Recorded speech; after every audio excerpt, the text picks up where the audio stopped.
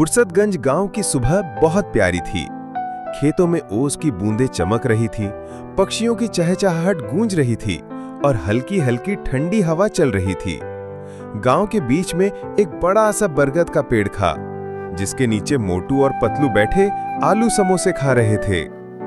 पतलू, ये गांव तो कितना शांत है, पर यहाँ मस्ती करने का मजा ही कुछ और है। मोटू ने एक बड़ा समोसा मुंह में डालते हुए कहा। हाँ मोटू, लेकिन यहाँ के लोग बहुत मेहनती हैं, खासकर किसान। देख, वो सामने मीरल भाई आ रहे हैं। पतलू ने खेत की ओर इशारा किया। मीरल गांव के सबसे मेहनती किसान थे। सिर पर गमछा, हाथ में हल और चेहरे पर ईमानदारी की चमक। नमस्ते मीरल भाई, मोटू और पतलू ने एक साथ आवाज लगाई। मीरल मुस्कुराते हुए बोले, अरे नमस्ते, तुम दोनों शहर से आए हो ना?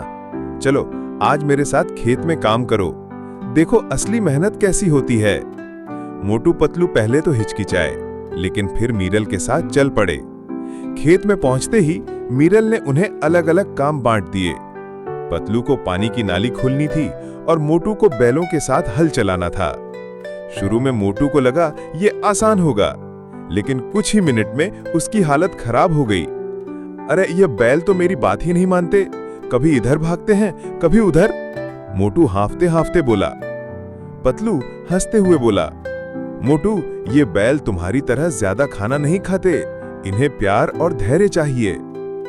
इतने में गांव में खबर आई कि पास के गांव में मंडी लगी है और वहां सब्जियों के अच्छे दाम मिल रहे हैं। मीरल ने कहा, अगर हम जल्दी से सब्जी वहां पहुंचा दें तो अच्छा मुनाफा होगा, लेकिन समय बहुत कम है।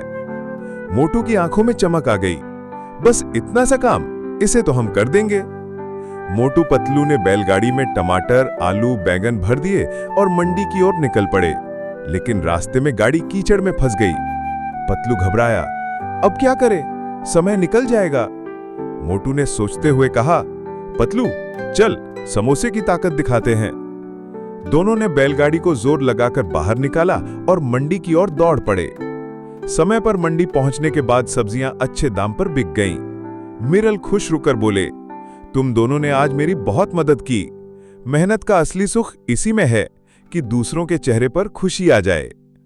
मोटू ने मुस्कुराते हुए कहा, हाँ मीरल भाई, अब समझ आया कि किसान का जीवन आसान नहीं, लेकिन बहुत सम्मान वाला है। पतलू ने जोड़ा, और सबसे बड़ी बात, मेहनत का फल हमेशा मीठा होता है। तीनों हंसते हुए गांव लौट आए और बरगद के पेड़ के नीचे बैठकर ताजा दूध और गर्मा-गर्म पकोड़े खाए। सीख, मेहनत करने वालों का जीवन भले ही कठिन हो, लेकिन उनका सुख और सम्मान सबसे बड़ा होता है।